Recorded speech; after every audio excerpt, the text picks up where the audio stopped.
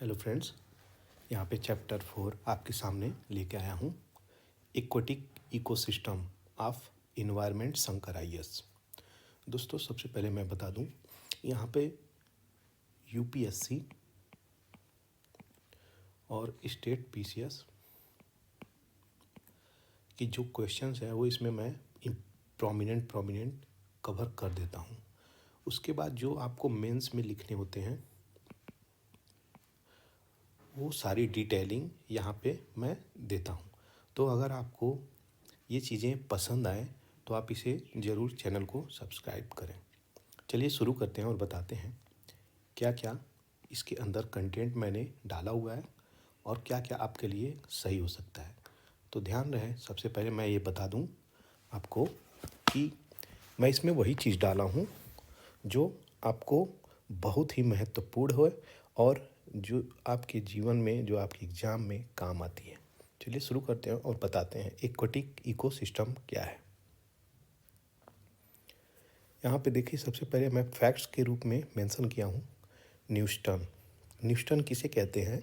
यह एक unattached organism है जो कि किस पे रहते हैं? एयर वाटर सरफेस पे, जैसे कि बीटल्स, बैक स्विमर। पानी के ऊपर सतह पे तैरने वाले को न्यूटन बोला जाता है। अब देखते हैं पेरीफाइटन। ये किससे अटैच होते हैं? Stem and leaves of the roots. जो रूट्स होते हैं उनके स्टीम और लीफ से ये अटैच होते हैं, इसलिए इनका नाम फाइटन के रूप में ऐड किया गया है, जिसे पेरीफाइटन बोलते हैं। और ये प्लांट और emerging above the bottom mud, तो इस पे भी ये होते हैं। प्लैंकटन जो इम्पोर्टेंट आप लोग नाम सुने हैं वो क्या है? बोथ प्लांट एंड एनिमल्स इसके अंदर आते हैं। ये छोटे छोटे होते हैं और इनको मछलियाँ भी खाती हैं। तो ये प्लांट और एनिमल बोथ होते हैं। ऐसा नहीं कि प्लैंकटन बस प्लांट ही होते हैं, नहीं, ये एनिमल और प्लांट दोनों होते हैं। अब आता है नेक्टन। नेक्टन क्या है? ये है लार्ज एनिमल। नेक्टन जो है large animal swimmer like blue whale, ये सब चीज़ें नेक्टन बोले जाते हैं। अब ये क्या आता है? बेंथोज। बेंथोज क्या होते हैं? Living in bottom of water. जो बॉटम ऑफ वाटर होते हैं उनके उस सतह पे, मतलब एक बॉटम सरफेस पे जो लोग रहते हैं वाटर के, तो उन्हें बेंथोज बोला जाता है। अब नेक्टॉन और बेंथोज में आपको अंतर समझना पड़ेगा। ये क्या है? बड़े बड़े एनिमल्स हैं, लेकिन ये छोटे भी हो सकते हैं और बड़े भी हो सकते हैं, लेकिन ये रहते क्या हैं? ये बॉटम में रहते हैं। फोटिक जोन समझ लेते हैं। फोटिक जोन क्या है? फोटिक जोन एक ऐसा जोन, मान लीजिए मैं एक ऐसा जोन बता रहा हूँ जहाँ पे लाइट जो है पेंट्रेट करता है और फोटोसिंथेसिस होती है। उस जोन को क्या कहते हैं? जैसे ये वाटर है, ये तो ये वाटर है, तो वाटर की इस लेवल तक मान लीजिए सन रेज आती हैं, लेकिन इस रेज पे सन रेज नहीं आ पाती हैं, इससे भी लो सन रेज नहीं आ पाती हैं, तो इस जोन को फोटिक जोन बोल देंगे वाटर के पास। लेकिन बोथ फोटोसिंथेसिस एंड रेस्पिरेशन इसमें होता है। ये देखिए, जहाँ पे फोटिक जोन है वहाँ पे फोटोसिंथेसिस और रेस्पिरेशन दोनों हो रही हैं, तो यह एक इम्पॉर्टेंट चीज़ है। फोटिक जोन उसे कहते हैं। लेकिन ए फोटिक जोन क्या है? ए फोटिक जोन क्या है? मान लीजिए ये वाटर लेवल है, तो लाइट पेंट्रेशन और प्लांट ग्रोथ यहाँ पे रिस्ट्रिक्टेड हो जाता है। Only respiration activity takes place. तो यहाँ ए फोटिक जोन में ये जो होती है, जहाँ से फोटिक जोन समाप्त होती है वहाँ से ए फोटिक जोन शुरू हो जाती है। तो इससे नीचे आपका ए फोटिक जोन हो गया और इससे ऊपर फोटिक जोन हो गया। तो यानी लाइट जो है, सन की रेज यहाँ नहीं आ पा रही है, इसलिए यहाँ पे केवल रेस्पिरेशन हो रहा है, फोटोसिंथेसिस नहीं हो रहा है। और जो भी प्लांट है रेस्पायर कर रहे हैं किसी न किसी की मदद से, यहाँ पे जी रहे हैं। ये दोनों में अंतर हो गई प्रोमिनेंट। इन सब से यूपीएससी ने कई बार क्वेश्चन पूछा है। इवन बेंथोस से पूछा है, नेक्टॉन से पूछा है, फोटिक जोन, एफोटिक जोन से भी पूछा है, तो मैंने इसीलिए इसको प्राइम रूप में, फैक्ट के रूप में डाला हुआ है, ताकि आपको कोई दिक्कत ना हो समझने में। इसकी बेसिक अंडरस्टैंडिंग आपको क्लियर होनी चाहिए, तभी आप एग्जाम में क्वेश्चंस को डील कर पाएंगे। In fresh water, average concentration of dissolved oxygen is 0.0010% by weight 10 ppm, 115 times lower than concentration of oxygen in an equivalent volume of air। सोचिए, fresh water average concentration of dissolve oxygen कितना है, 0.0010%, लेकिन air में 150 times क्या है, मोर है। तो ये भी एक बेसिक फैक्ट है, इसको दिमाग में रखिएगा, क्वेश्चंस कहीं से वे बना देते हैं। अब आती है लेक की इकोलॉजी। अब लेक की इकोलॉजी क्या है, लेक की इकोलॉजी को समझना है। सबसे पहले कुछ टाइप्स हैं जो मैं समझ लूँ, ओलिगोट्रॉपिक, मेसोट्रॉपिक और यूट्रॉपिक। ये तीन जो लेक की इकोलॉजी टाइप्स हैं वो समझ लें। ओलिगोट्रॉपिक में वेरी लो न्यूट्रिएंट होते हैं, और मेसोट्रॉपिक में मॉडरेट होते हैं, और यूट्रॉपिक में हाईली न्यूट्रिएंट सब्सटेंस पाए जाते हैं। ये हो गई लेक की इकोलॉजी। ओलिगो का मतलब वेरी ए फ्यू, मेसो का मतलब होता है मॉडरेट मान लीजिए, यूट्रो का मतलब होता है हाईली। तो ये सब चीज़ें इनकी है मीनिंग्स। अब ये जो तीनों लेक हम लोगों ने पढ़ लिया, इस लेक के बाद हम लोग पढ़ेंगे removal of nutrient from lakes, यानी लेक्स में अगर इम्प्यूरिटीज आ गई हैं तो उसको कैसे हम लोग निकालेंगे। सबसे पहले क्या कर सकते हैं हम लोग, ये मेंस के क्वेश्चंस कई बार देता है इस प्रकार से कि कैसे लेक से आप न्यूट्रिएंट को रिमूव कर सकते हैं ताकि वहाँ के फ्लोरा फौना अच्छे से रह सकें। अब देखिए, flushing of nutrient poor water, flushing of nutrient poor waters को हम लोग बाहर निकाल सकते हैं। डीप वाटर एब्स्ट्रैक्शंस कर सकते हैं, यानी जो पानी के गहरे में जो सब्सटेंस है उसको निकाल सकते हैं। फ्लोकुलेशंस एक प्रोसेस होता है, बैक फ्लो ऑफ वाटर होती है उसमें, उसके द्वारा हम लोग साफ़ कर सकते हैं। एल्गी रिमूवल बाय फिल्टर के द्वारा हम लोग एल्गी को रिमूव कर सकते हैं। आर्टिफिशियल मिक्सिंग कर सकते हैं, जिसकी वजह से वहाँ के जो इम्प्यूरिटीज़ हैं, जहाँ पे न्यूट्रिएंट है, उसको डाइल्यूट किया जा सकता है।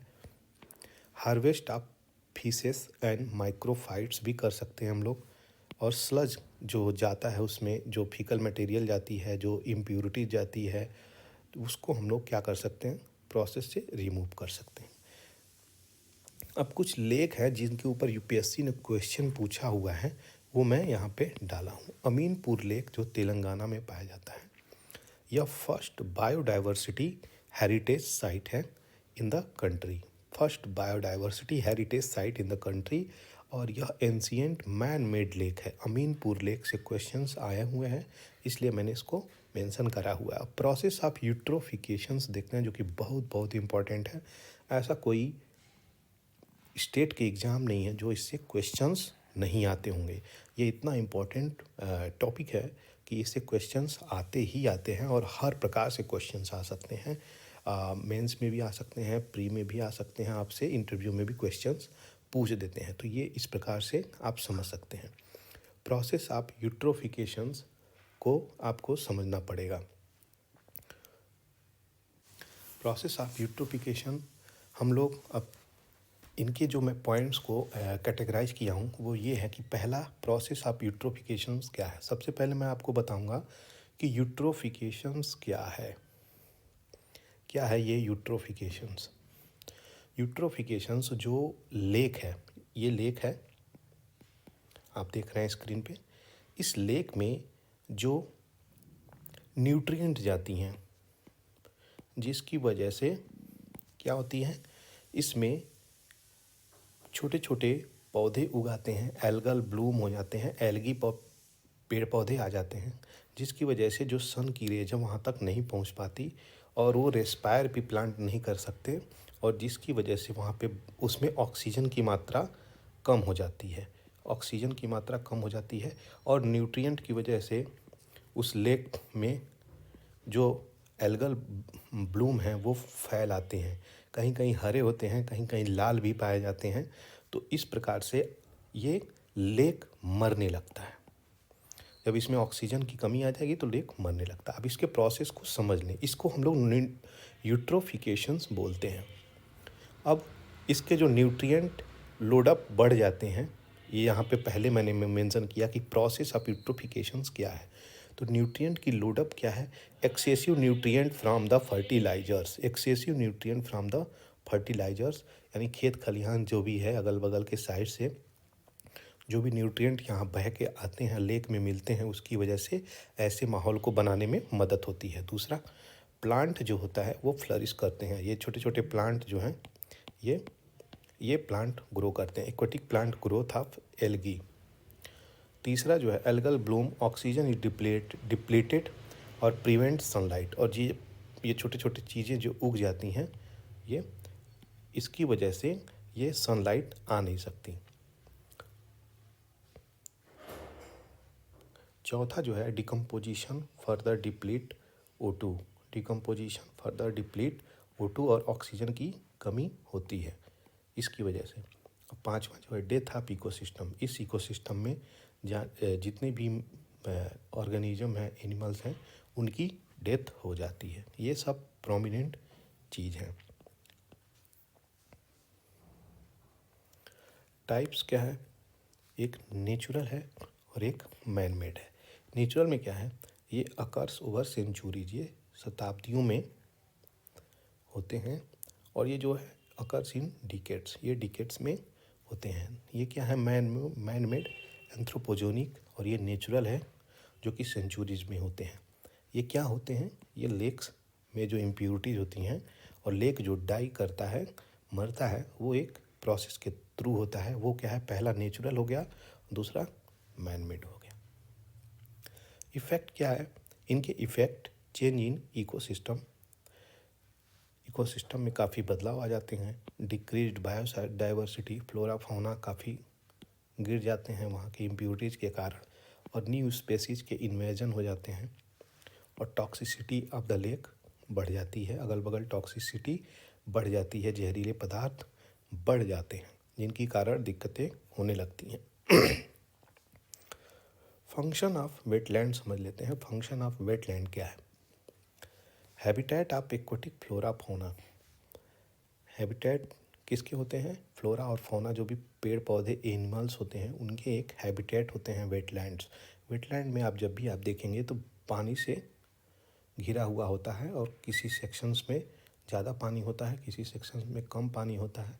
कहीं पे पेड़ पौधे भी होते हैं और कहीं पे ग्रासेस होते हैं। तो ये पूरा कंप्लीट वेटलैंड है। वेटलैंड का एरिया कभी कभी 100 किलोमीटर भी हो जाता है, कभी कभी 2 किलोमीटर रहता है, कभी कभी 1 to 3 किलोमीटर भी रहता है। मतलब ये ऑलमोस्ट ऐसा सिस्टम होता है जिस सिस्टम में फ्लोरा फौना फ्लरिश करते हैं और अपने अपने आप को सरवाइव करते हैं। और इनके फीचर्स के बारे में भी हम लोग यहाँ पे पढ़ेंगे।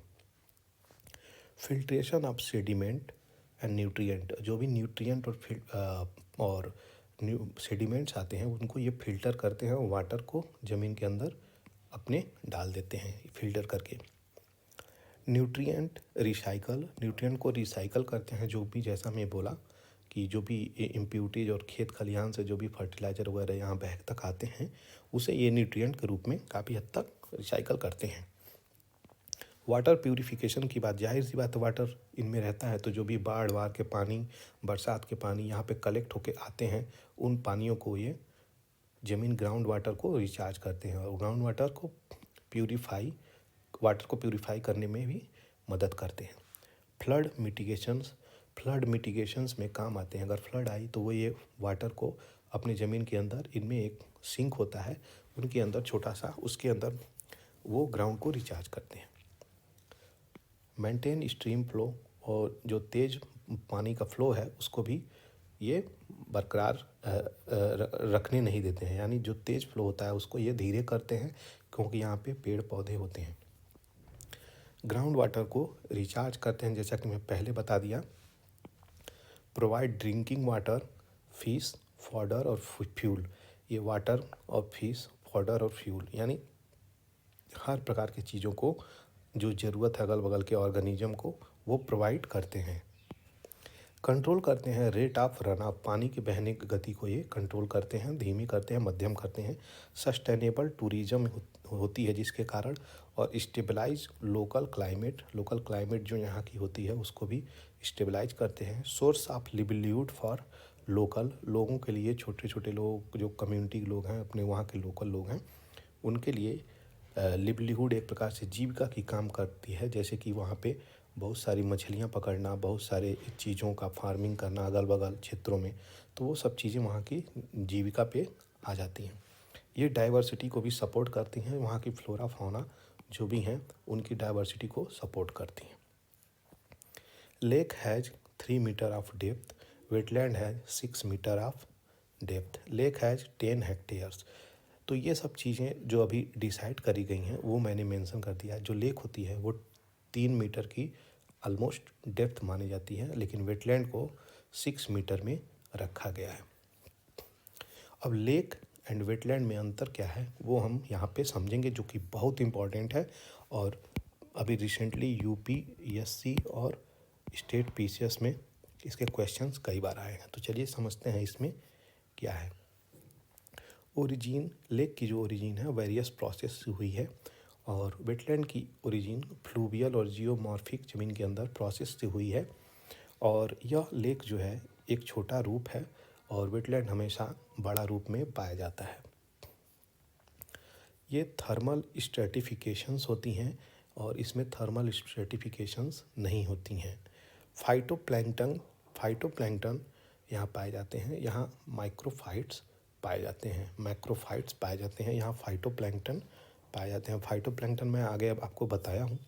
फूड चैन, यहाँ पे ग्रेजिंग पथवे होती है, और यहाँ पे डेट्रिटस पथवे होती है, यानी जो सड़े गले मरे पेड़ पौधे ऑर्गेनिज्म होते हैं उस रूप में यहाँ पे चीज़ें होती हैं। यहाँ पे फूड चैन ग्रेजिंग पथवे, यहाँ पे ऐसा चीज़ होती हैं जो ग्रेज किया जा सकता है। लो प्रोडक्टिविटी होती है इसकी, और इसकी प्रोडक्टिविटी बहुत हाई होती है। ये ओलिगोट्रॉपिक होती है, ये मोस्टली यूट्रोट्रॉपिक होती है, यानी ओलिगो यहाँ पे बहुत कम मात्रा में इम्प्यूरिटीज़ आती हैं, न्यूट्रिएंट आती हैं, यहाँ पे हाईली न्यूट्रिएंट आ जाती हैं। ये लो डाइवर्सिटी होती है, यहाँ पे हाई डाइवर्सिटी होती है। ये देखिए निग्लिजिबल ग्राउंड वाटर रिचार्ज करती हैं ये जो लेक होती हैं, लेकिन ये लो टू हाई करती हैं, यानी वेरी हाई तक करती हैं और लो के हिसाब से भी करती हैं। यहाँ पे नो वेस्ट ट्रीटमेंट होती है, और इसमें ट्रीटमेंट होती है। तो ये इम्पॉर्टेंट यहाँ पे डिफरेंसेस हैं जो मैंने आपको बता दिया, और इस इम्पॉर्टेंट डिफरेंसेस को आप बिल्कुल भी याद कर लीजिए, ये एग्ज़ाम में आते हैं। नेशनल वेटलैंड कंजर्वेशन प्रोग्राम ये कब आया था? 85-86 में आया था, और इसका एम क्या है कि conservation of wetland and prevent डिग्रेडेशंस, ये दो चीज़ों पे ध्यान देती है। मॉन्ट्रियक्स रिकॉर्ड साइट्स इंडिया में कहाँ कहाँ हैं वो हम लोग देख लेते हैं। चिलिका इन 1993 ड्यू टू सिल्टेशंस के कारण चिलिका को 1993 में मॉन्ट्रियक्स रिकॉर्ड में ऐड करा गया था, लेकिन रिमूव कब कर दिया? 2002 में इसे हटा दिया गया। लोकटक लेक 1993 में ऐड किया गया, हैबिटेट डिग्रेडेशन के कारण इनके जगह पे डिग्रेडेशन हो गई। ये हैबिटेट रहने वाली जगह पे इसको ह्यूमन के द्वारा इधर उधर कर दिया गया, तो ये सब चीज़ें हो गई थी। कोयला दियो नेशनल पार्क 1919 में वाटर शॉर्टेज के कारण इसको रखा गया। और सबसे इम्पोर्टेंट बात है कि ये दोनों जो हैं, ये दोनों को अभी तक प्रेजेंट टाइम साइट में रखा गया है, मॉन्ट्रियक्स रिकॉर्ड साइट में इंडिया के, लेकिन चिल्का इससे से बाहर आ गया है। लोकटक लेक 1993 में डाला गया, और कोयला दियो नेशनल पार्क उससे भी पहले यानी 1990 में डाला गया। कोयला दियो नेशनल पार्क वाटर शॉर्टेज की कमी से डाला गया, और ये हैबिटेट डिग्रेडेशन से डाला गया। और चिल्का 1993 में आता है, 2002 में निकल जाता है। ये इम्पॉर्टेंट है, इससे भी क्वेश्चंस यूपीएससी ने पूछा है। ये नेकनामपुर लेक, ये कहाँ है? हैदराबाद में है। ये लार्जेस्ट फ्लोटिंग ट्रीटमेंट वेटलैंड है in the country. Neknampur lake largest floating treatment wetland, ये wetland in the country. Estuary की इकोसिस्टम को हम लोग समझेंगे यहाँ पे कि एस्चुरी की इकोसिस्टम क्या है। ये जो होती है एस्चुरी मोस्ट प्रोडक्टिव होती है water body in the world, most productive water body in the world, और डेली वंस और twice washed by sea river. ये जो एस्चुरी, मान लीजिए एस्चुरी किसको हम लोग कहेंगे, सबसे पहले तो ये क्वेश्चन आता है एस्चुरी हम लोग किसको कहेंगे। तो देखते हैं एस्चुरी किसे कहा जाता है। मान लीजिए ये आपका भारत है और ये वेस्ट बंगाल है। तो जो वेस्ट बंगाल के पार्ट है वो, अगर ये सी है, सी वेब से बार बार ये लैंड सिस्टम जो है होता है वो उस पर सी वेव्स बार बार आती रहती हैं। तो वहाँ के जो लैंड है काफ़ी फर्टाइल हो जाते हैं। या फिर ये जो रिवर है, ये रिवर सी में मिलती है और इस पार्ट के रिवर को सी अपने आप पानी मारता रहता है और टाइड्स आते रहते हैं। तो ये जो लैंड है ये बहुत ज़्यादा क्या हो जाते हैं, फर्टाइल हो जाते हैं। इनको एस्चुरीज बोलते हैं। रिवर जहाँ जाके मिलती है उसको भी हम लोग बोलते हैं सी में, तो वो एस्चुरीज का पार्ट हो जाती हैं। तो ये पार्ट मोस्ट प्रोडक्टिव होती हैं वर्ल्ड में। डेली और once twice washed by sea river, जैसा कि मैं बताया हूँ। और इसकी सैलिनिटी, जो नमक के परसेंटेज होते हैं, मान सकते हैं 0 से लेके 35 पीपीटी तक माने जाते हैं। ये वेरी फर्टाइल होते हैं और वेरी लिटिल वेव एक्शंस होते रहते हैं इस पे। लिटिल वेव एक्शंस होते रहते हैं। 60% of the world population living along estuary, 60% of the population इस एस्चुरी के किनारे किनारे रह रही है। मान लीजिए ये रिवर है, आके मिल रही है सी में, तो इसके किनारे लोग रह रहे हैं। ये सिस्टम आप समझ लीजिए। एस्चुरी जो है सपोर्ट करती है किसको, मैंग्रोव्स को, साल्ट मार्सेस को, सी ग्रासेस को, मड फ्लैट्स को। फॉर्मेशन ऑफ एस्चुरी कैसी होती है वो मैं बता देता हूँ। अब ये चीज़ें जो हैं आप समझ लीजिए। एस्चुरी किसको सपोर्ट करती है, मैंग्रोव को, साल्ट मार्सेस को और सी ग्रासेस को, मड फ्लैट्स को। अब ये जो मैं बताया हूँ तो ये वेस्ट बंगाल पे आपको मैंग्रोव पाए जाते हैं। जो सुंदरबन का है वो वेस्ट बंगाल के आसपास है, तो वहाँ पे पाए जाते हैं। तो आप समझ सकते हैं कि ये चीज़ें यहीं पे होती हैं। फॉर्मेशन ऑफ एस्चुरीज हम लोग देखेंगे कि कैसे फॉर्मेशन ऑफ एस्चुरीज हो रही हैं। राइजिंग सी लेवल, जब सी का लेवल बढ़ जा रहा है। Movement of sand and sand bar, जो एक जगह से सैंड दूसरे जगह तक फ्लोट करके चला जाता है। और ग्लेशियल प्रोसेस से भी एस्चुरीज होती हैं और टेक्टोनिक प्रोसेस से भी होती हैं। ये दोनों प्रोसेस आपको ज्योग्राफी में समझना पड़ेगा। ये ज्योग्राफी के पार्ट हैं, इसमें मेनली दिए गए हैं। तो ग्लेशियल प्रोसेस और टेक्टोनिक प्रोसेस से भी होते हैं। कैरेक्टरिस्टिक ऑफ मैंग्रोव्स क्या है। कैरेक्टरिस्टिक ऑफ मैंग्रोव्स यहाँ पे हम लोग समझ सकते हैं। एवर ग्रीन लैंड प्लांट्स होते हैं ये, और ग्रो किस पे होते हैं, शेल्टर शोर पे, यानी इन पार्ट पे मैंग्रोव होते हैं। इस पार्ट पे मैंग्रोव होते हैं। ये इंडिया है, इंडिया का साउथर्न पार्ट, डेक्कन पार्ट, तो ये इस साइड ईस्टर्न और वेस्टर्न घाट दोनों साइड मैंग्रोव हैं। टाइडल फ्लैट्स और डेल्टाज, एस्चुरीज, बेज, क्रीक और बैरियर आइलैंड, यहाँ ये सब चीज़ें पाई जा सकती हैं। ट्रॉपिकल और सब ट्रॉपिकल बेल्ट में ये पाए जाते हैं। ये एक इम्पॉर्टेंट है, इससे क्वेश्चंस बनाई थी यूपीएससी, मैं आपको बता दे रहा हूँ कि ट्रॉपिकल बेल्ट में ही केवल पाए जाते हैं, तो जी नहीं, सब ट्रॉपिकल बेल्ट में भी पाए जाते हैं। और best locations where abundant silt is brought down by river. इसमें रिक्वायर होती है हाई सोलर रेडिएशंस की, धूप की किरणों की ज़रूरत होती है इसमें। और एबिलिटी इसमें होती है इन मैंग्रोव्स में, इनमें एबिलिटी क्या होती है इनमें, ये fresh water from saline and brackish, ये एब्जॉर्ब करते हैं फ्रेश वाटर को फ्रॉम सेलाइन एंड ब्रैकिस। सोच लीजिए, जो नमकीने और खारे पानी होते हैं उनमें से ये फ्रेश वाटर को एब्जॉर्ब कर देते हैं।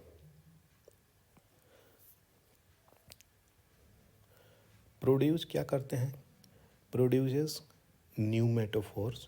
ये न्यू मेटाफोर्स क्या होते हैं? ये ब्लाइंड रूट होते हैं। ब्लाइंड रूट्स कैसे होते हैं? ब्लाइंड रूट्स ऐसे होते हैं, मान लीजिए ये ट्री है, ये ट्री है, तो ट्री जो है ज़मीन के अंदर जाएगी, ज़मीन के अंदर से ऐसे ऐसे निकल जाएगी, इसके जड़ ऐसे ऐसे ज़मीन के अंदर से निकल जाएगी। तो ये न्यू मेटाफोर्स इसको बोल सकते हैं हम लोग। और ये जड़ें वहाँ पे एक रोल प्ले करती हैं, जो कि मैं आपको आगे बताऊँगा। To overcome respiration problem in the anaerobic soil conditions. तो एम्ब्रोबिक सॉइल जो कंडीशंस होता है, और ये बाहर आके रेस्पायर करती हैं। क्यों? क्योंकि पानी जो है सलाइन है वहाँ, तो सलाइन पानी में जड़ें जो हैं वो तो कर नहीं पाती, तो इसलिए बाहर की जो ऑक्सीजन है उसको रेस्पायर करती हैं। ये ब्लाइंड रूट्स या न्यू मेटाफोर्स इनको बोलते हैं, ये बाहर निकल के। मैंग्रोव जो है एग्जिबिट करता है viviparity mode of respirations. Viviparity mode of respirations it means seeds germinate in the tree itself. अब इस पेड़ में ही सीड इसके जर्मिनेट हो जाते हैं, नीचे नहीं गिरते, तो पेड़ में ही सीड जर्मिनेट हो जाते हैं और before falling on the ground. अब ज़मीन पे गिरने से पहले ही यहाँ पे ये जर्मिनेट हो जाते हैं सीड, जिसके कारण इसको विवी पैरिटी बोला गया है। एडवेंटेशियस इसमें रूट्स होते हैं, इमर्ज होती हैं कहाँ से? Main trunk of a tree and above ground level are called stilt root. अब स्टिल्ट रूट, ये जो मान लीजिए ये ट्रीज हो गए, तो इसके रूट भी कुछ ऐसे ऐसे होते हैं, ऐसे ऐसे ज़मीन से ऊपर स्टिल्ट रूट हो जाते हैं। ये ज़मीन से ऊपर हो जाते हैं, कभी कभी का सामान्यतः ऐसे मिलेगा, तो ये स्टिल्ट रूट में ही आते हैं। Role of mangroves. Role of mangroves, और ये काफ़ी मोटे भी होते हैं। ये इतने मोटे होते थे, कभी कभी ये टहनियों ब्रांचेज के हिसाब से भी निकले रहते हैं। Role of mangrove. Role of mangrove में क्या है? स्पेशल रूट्स होते हैं, जो कि मैं यहाँ पे स्टिल्ट रूट आपको मैं बताया। रोल ऑफ मैंग्रोव में स्पेशल रूट्स होते हैं। स्पेशल रूट्स की एक वजह होती है, क्योंकि जितने भी सुनामी साइक्लोन्स आते हैं वो भारत के कोने में मान लीजिए आते हैं, तो यहाँ पे नेचर ने हम लोगों को प्रोटेक्ट करने के लिए ये पेड़ पौधे मैंग्रोव्स लगा दिए हैं कि हम लोगों की रक्षा हो सकी, जिसके कारण इनके जो स्टिल्ट रूट होते हैं ये वाटर को यहाँ तक आने में रोकते हैं। तो कई सारे इतने तूफान होते हैं कि मैंग्रोव उखाड़ दिए जाते हैं, लेकिन इतने उखड़ नहीं पाते जितने वहाँ पे पेड़ पौधे मैंग्रोव के रूप में हैं, तो ये हमें रक्षा करते हैं। रोल ऑफ मैंग्रोव ये है कि स्पेशल रूट्स होते हैं और ये रिड्यूस करता है इनंडेशन। इनंडेशन का मतलब जो फ्लड होते हैं उनको बोला जाता है, तो ये फ्लड को भी रोकते हैं। प्रिवेंट करते हैं कोस्टल सॉइल इरोजन को, जो नदी के किनारे या समुद्र के किनारे इरोजन होता है उसको भी रोकते हैं। प्रोटेक्ट करते हैं क्या? Coastal land from hurricane tsunami floods, जो कि मैं पहले बताया, और बढ़ाते हैं नेचुरल रिसाइकलिंग ऑफ न्यूट्रिएंट को। सपोर्ट करते हैं न्यूमरस फ्लोरा फौना, एवी फौना और वाइल्ड लाइफ को सपोर्ट करते हैं, जंगली जानवर को भी सपोर्ट करते हैं। जैसे आप लोग सुंदरबन जब देखिएगा, कभी घूमने जाएंगे आप लोग, तो वहाँ देखेंगे कि बंगाल के जो टाइगर होते हैं वो यहाँ पाए जाते हैं, और बहुत सारे एनिमल क्रोकोज वगैरह छोटे छोटे एनिमल्स सपोर्ट करते हैं, तो वो ये फ्लोरा फौना वाइल्ड लाइफ को सपोर्ट करती हैं। Safe for breeding spawning rearing of several fishes, और इन सब चीज़ों के लिए ब्रीडिंग के लिए बहुत अच्छी जगह मानी जाती है। It protects coastal inland, coastal जो इनलैंड्स होती हैं उनको भी ये प्रोटेक्ट करते हैं।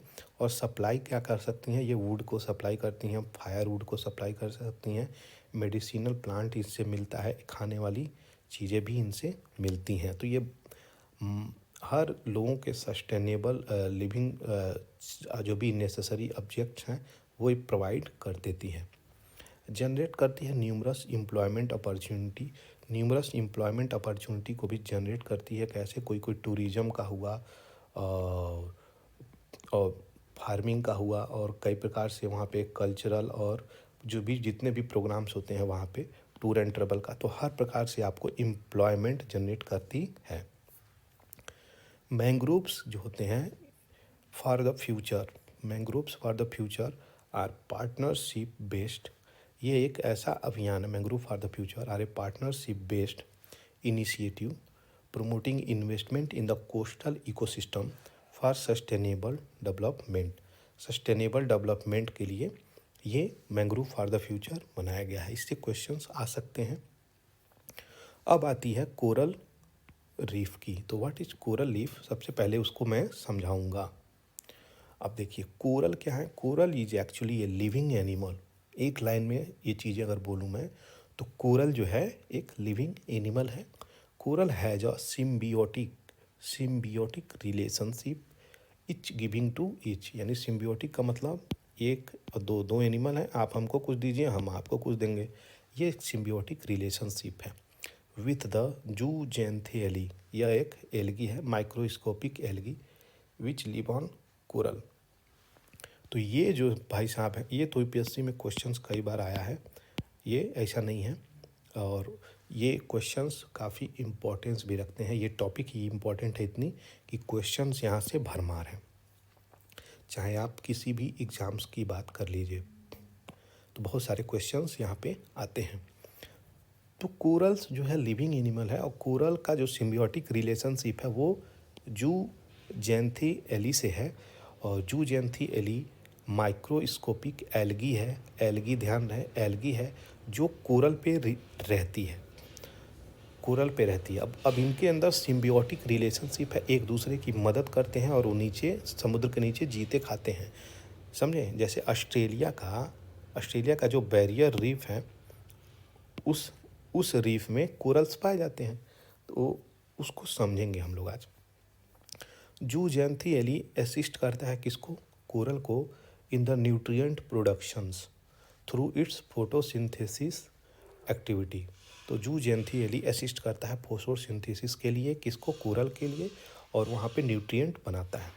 इस प्रकार कोरल रिसीव करता है कलर फ्रॉम जूजेंथियली। जूजेंथियली क्या है, यह एक माइक्रोस्कोपिक एल्गी है। एल्गी में क्या होते हैं, कलरफुल होते हैं। तो ये क्या होते हैं, बहुत ही ज़्यादा कलरफुल होते हैं, कई प्रकार, हरा पीला नीला काला, कई प्रकार से ये कलर लेके आते हैं। Host coral polyps, host coral polyps क्या होते हैं, इन रिटर्न, यानी कोरल जो मैं पहले बताया ये कोरल यही होते हैं जो जूजेंथियली को शरण देते हैं, तो इनको होस्ट कोरल पॉलिप बोला जाता है। होस्ट उसको बोला जाता है जो दूसरे के ऊपर जाता है। तो होस्ट कोरल पॉलिप जो हैं in return provide its zooxanthellae with protected environment to live and supply of carbon dioxide by coral polyps to जूजेंथियली। अब देखिए एक प्लांट है ये, मान लीजिए जूजेंथियली एल्गी है लेकिन प्लांट ही हुआ। अब ये कोरल्स एनिमल हो गए, तो एनिमल को क्या चाहिए प्लांट से, और प्लांट को क्या चाहिए एनिमल से। तो इनकी जो सिम्बियोटिक रिलेशनशिप होती है कार्बन डाइऑक्साइड और न्यूट्रिएंट की, ये दोनों आपस में पूर्ति करते हैं, जिसकी वजह से इनमें सर्वाइविंग पावर नीचे ज़मीन के अंदर हो जाती है। ये जूजेंथियली के बारे में, होस्ट कोरल पॉलिप के बारे में मैंने यहाँ पे बता दिया। अब आते हैं टाइप्स ऑफ कोरल को पढ़ने के। 2 टाइप ऑफ कोरल होते हैं, एक हार्ड होते हैं, दूसरा सॉफ्ट होते हैं। Only hard coral build reefs, hard coral जो होते हैं वही रीफ बनाते हैं। रीफ क्या होती है वो मैं बताऊंगा। Builder of coral reefs are tiny animals called polyp. ये जो कोरल रीफ बनाने वाले एनिमल होते हैं ये बहुत छोटे होते हैं, उनको क्या बोला जाता है, पॉलिप्स बोला जाता है। और जब बहुत सारे हो जाते हैं छोटे छोटे तो उनको क्या बोलते हैं, कोरल पॉलिप बोलते हैं। तो coral polyp are living animals, एक लाइन में, जो क्या बोलते हैं, कोरल रीफ बनाते हैं। These polyps thrive grow then die. ये पॉलिप जो होते हैं, पॉलिप मतलब छोटे छोटे एनिमल होते हैं, ये बड़े होते हैं और बूढ़े होते हैं फिर मर जाते हैं। और दे लिव देयर लाइमस्टोन, वे जो अपने कैलकेरियस बॉडी मटेरियल हैं वो छोड़ देते हैं स्केलेटन को अपने जहाँ पे मरते हैं वो, और वो जमता जाता है जिसकी वजह से एक कोरल रीफ तैयार हो जाता है। तो ये बैरियर का जो ऑस्ट्रेलिया का बैरियर रीफ है जो, वो 2400 किलोमीटर का ऐसे है समुद्र के किनारे, और ये इन्हीं लोगों के द्वारा मर के स्केलेटन इकट्ठा हुआ जिसमें फ्लोरा फौना बहुत ज़्यादा इकट्ठे हो गए हैं। तो ये वही उसी प्रोसेस से ये बनता है, इसी को बैरियर रीफ यानी कोरल रीफ इसी को बोलते हैं। मेजॉरिटी ऑफ कोरल रीफ जो होते हैं are found in tropical and subtropical belt, लेकिन इनमें कुछ यूएनईपी के रिपोर्ट ये कहते हैं कि जो है सबसे ज़्यादा कोल्ड वाटर कोरल रीफ में पाए जाते हैं, यानी ठंडे वाटर में पाए जाते हैं। लेकिन ये यूएनईपी का रिपोर्ट कहता है। अब कोल्ड वाटर का जो है वो कहाँ पाया जाता है? Largest cold water reef is the roast reef of Norway. Norway का जो रोस्ट रीफ है वो सबसे बड़ा कोल्ड वाटर रीफ माना जाता है। ये एक इम्पोर्टेंट पॉइंट है, Rost reef of Norway. Coral grow slow while zooxanthellae fast growing plant होती हैं। जूजेंथियली क्या होती हैं? ये फास्ट ग्रोइंग प्लांट होती हैं। तो ये पेड़ हो गया जो कोरल को क्या देता है? ऑक्सीजन देता है, और ये क्या हो गया? जो कार्बन डाइऑक्साइड देता है। तो ये आपस में सिम्बियोटिक रिलेशनशिप के द्वारा जीते हैं। फंक्शन ऑफ कोरल रीफ हम समझेंगे। ये प्रोटेक्ट करता है, प्रोटेक्टिव बैरियर अगेंस्ट इरोजन और स्टॉर्म्स। जो भी स्टॉर्म्स आते हैं, सबसे पहले मैंग्रोव में नहीं, जो भी आते हैं वो समुद्र के कोरल को ही उजाड़ने का प्रयास करते हैं, लेकिन वो इन्हें रोक देते हैं। Largest biogenic calcium carbonate producers, और कार्बोनेट को भी प्रोड्यूस करते हैं, कैप्चर करते हैं, न्यूट्रिएंट को प्रोवाइड करते हैं। सबस्ट्रेट फॉर मैंग्रोव्स, जो भी सबस्ट्रेट मैंग्रोव को ज़रूरत होती है वो ये प्रोवाइड करते हैं, और एक हैबिटेट भी प्रोवाइड करते हैं। अब आती है कि कोरल की ब्लीचिंग कैसे होती है। तो कोरल की ब्लीचिंग से भी ये क्वेश्चंस बहुत सारा पूछा हुआ है। इससे हम लोग समझेंगे कि कोरल की ब्लीचिंग होती कैसी है। जब वहाँ की कोरल रीफ से जूजेंथियली की डिक्लाइन होती है तो कोरल की ब्लीचिंग मानी जाती है। यानी ये जो रंगीले होते हैं ऐसे ऐसे, जो कोरल रीफ ऑस्ट्रेलिया का है, मैं ऑस्ट्रेलिया के ही उदाहरण यहाँ पे देना चाहूँगा, जो कि बैरियर रीफ सभी लोग लगभग जानते होंगे।